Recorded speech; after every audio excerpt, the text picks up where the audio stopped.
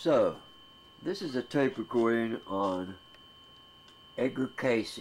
My abilities such as Edgar Cayce. I've got a few minutes before I had to stop this. I do have the ability of Edgar Cayce. I've had it my whole life. In my early years, I was even taken to the Edgar Cayce Institute in Virginia Beach. And I tried to explain to them that I was a rememberer. I was a small child, and we got into a conversation about remembering in this, and I was trying to tell them that I was a rememberer, and they just thought it was kind of funny and laughed and said, "Oh no, honey, you just remember." And I'd go, "No, I'm a rememberer." "Oh no, no, it's just you remember." "No, I'm a rememberer."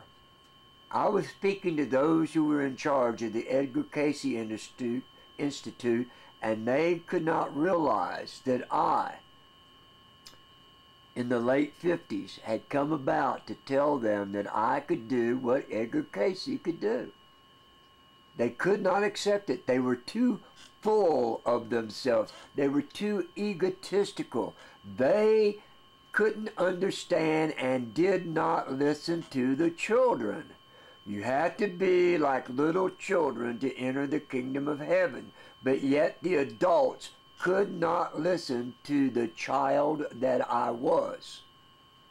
I had already been working, had already been turned over to John Fitzgerald Kennedy when I was 3 because of my abilities. And he knew me.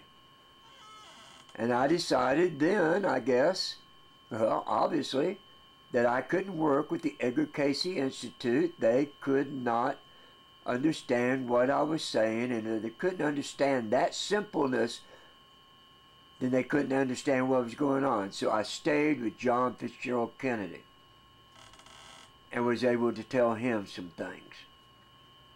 And through my years, at 8 years old, I was able to tell Frank G. Wisner, the director of the plans, some things, which ended up in him getting in big trouble with Allen Dulles, and he had to fake a nervous breakdown in order to try to save his life, and he did for a few years, but he ended up in being killed, murdered, although they made it look like it was a suicide. So anyway, let's get back to the Edgar Cayce.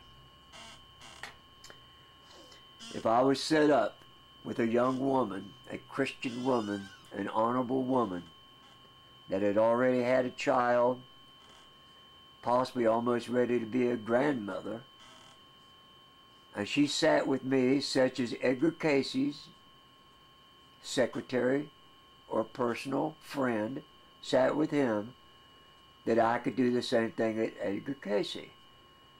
But I would not be getting into Atlantis, Lemuria. I would not be forecasting far into the future, because we have no future. We are at the point of our transitioning that we possibly have no future at all, especially if we let China take over the United States of America, and that is what will happen with Joseph Biden. Biden, the double cell. Just like Richard Bissell, the director of the plans of the CIA, the traitor of the Bay of Pigs, that gave all the info to Castro so that he would be sitting at the bay watching the so-called invasion and catching everybody. This was done so they would force my friend John Fitzgerald Kennedy to use the Air Force and to use American troops to invade Cuba. John knew the trick, and he didn't do it. But Dulles wanted a confrontation with Russia. He wanted one. I'm not so sure he didn't want to be able to launch nuclear missiles at Russia. Listen how caustic this video is. Dulles threatened to kill me several times in several minutes. I had to run for my life. And no, he didn't know who I was. And yes, I was able to sneak into the old CIA building on the north side of the Potomac that turned out to be another building later. Was able to get in there without anybody knowing, able to get in the office of Allen Dulles, was able to stand there and have a discussion with him, trying to convince him that I knew what he was up to and that other people might know also. He didn't change his mind, and his brother died 2 months later. This is 1958, the spring of 1958. I've been a psychic my whole life, and I've been in hiding. When the CIA finally found out in 1966 who I was, they tried to kill me within 2 weeks. Within 2 weeks. On July the 6th, 1966. Then they again tried on that same day in 1967. They tried on the same day in 1968 when I was at Fort Knox. Then things changed then. Because the assassin that came to kill me in 68 was the same assassin in 66. And he found out that he had been duped by Richard Bissell, the man that had contracted him out and gave him a large sum of money. He realized he had been lied to, and he was an honorable assassin and never trusted anybody that lied. And I was able to turn the tables. But still, others came to kill me. And the Father gave a corpse to these men who thought it was me, and they thought I had died, and I had gone off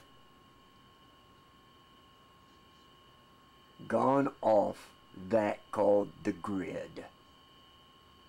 I took my own identity, worked and hid with cash. No one knew I was alive for over 10 years. No driver's license, no nothing.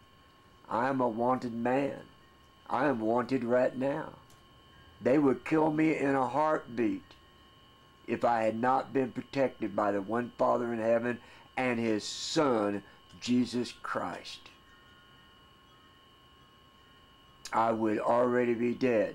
So I'm telling you right now that unless I come about and start proving what I'm saying I can prove, which is a bunch of things, it will be over.